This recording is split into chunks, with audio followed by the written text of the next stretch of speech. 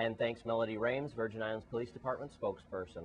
And now we have a revisit of a story from a couple of weeks ago. It's about Velma, a senior citizen who had been carjacked and robbed several times in Frederickstead. This again is an exclusive story you'll only see on Channel 8 News. Here's Wes Small with the details.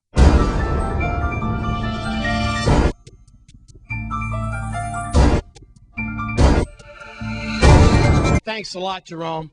You know, from time to time, we do stories revisited. This is Velma.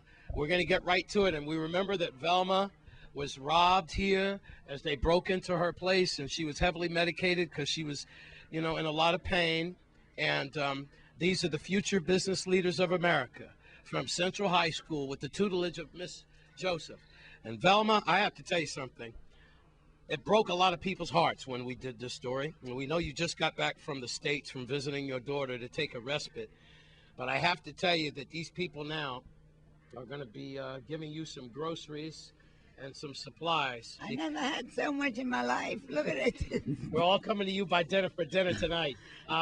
It's a wonderful thing because, it happened to my mom before in New Jersey where I was in college, and she bought a lawnmower and she put it in the car, but she couldn't take it out because she was so small.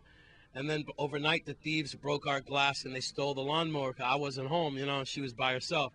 I say that because, Velma has family. She has friends. She's been here for 30, 40 years, but she's all by herself. She's on the third floor. She couldn't get her groceries out the car. Thieves stole her car. They broke in her house. But look, these beautiful kids are here for her. Miss Joseph, explain what y'all are doing for Velma here. And thank you for the Caribs at Central High. Okay, you're quite welcome, Mr. Small. After looking at the report a couple of weeks ago, I became very disturbed as to this whole situation, and I figured that our organization, under the leadership of Mrs. Joyanne Norman and the members, we should get together and do something for Miss Velma. And the thing about it, year after year, we try to instill in our members not only to have a sense of pride within themselves, within school and within the community, but also to have a sense of caring. And as future leaders, this is one way to exemplify their leadership skills by giving back to those who are most in need. Well, that takes care of that. So it's not all about capitalism, is it, Velma? No. All we need now is the car. The car back, and we're working on that. Well, sweetheart, you're the spokesperson. What's your name? My name is Dizan Hicks. And what level are you in? I'm in 12th grade. I'm the president of FBLA. You are the president, and you're a senior, future business leader of America. Who decided to do this for Velma like this? Our advisor, Miss Joseph.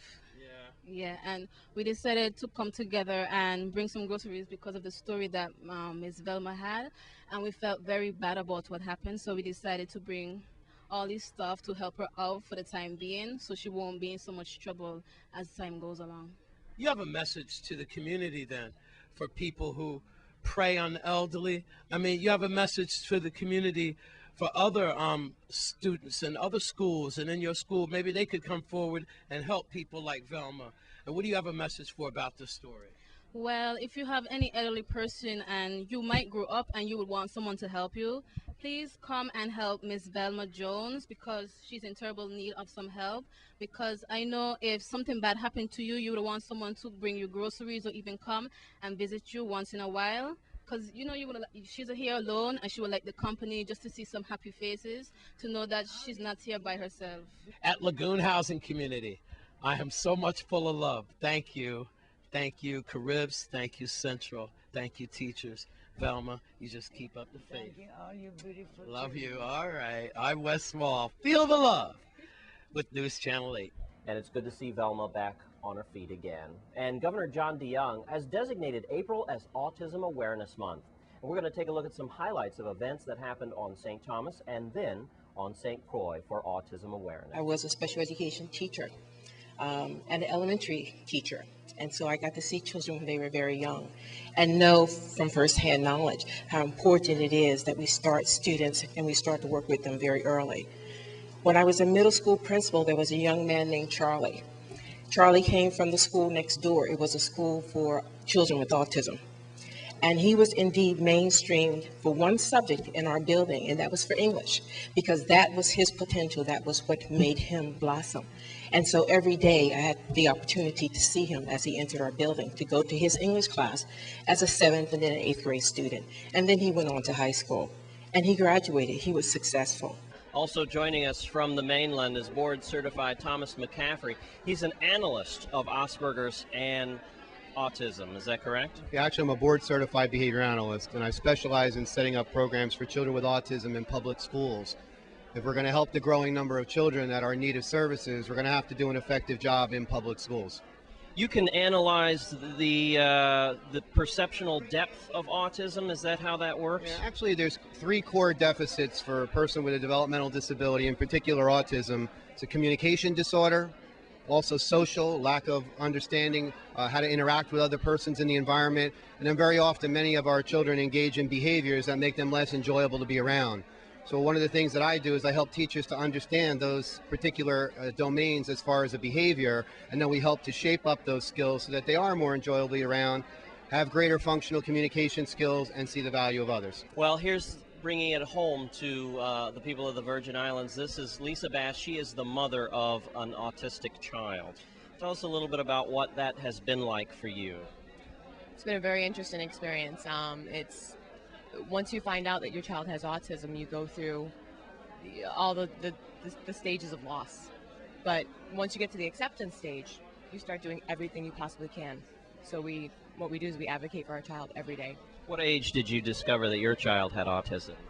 He was 2, and he's 3.5 now. And you are coping, your family's doing fine, you're getting a lot of good information here at this seminar today? Yeah, definitely. There's a speaker here, Tom Caffrey. We brought him down from New Jersey. So I moved here from New Jersey about 8 months ago, and I saw that my son was getting a lot of services in New Jersey, and he wasn't able to get those same services here. So the Virgin Islands has been kind enough to allow me to bring Tom down. Have you been sort of an undercurrent in bringing this here to the Virgin Islands and getting Tom McCaffrey to come here today? Yes, definitely. And the people are very receptive, and they're very excited about getting more services and getting more information about autism down here for their kids. So I'm very helpful. I'm very thankful for that. Thanks, Lisa. Thanks for being with us today. The St. Croix Dolphins are up next. Stay with us on Channel 8.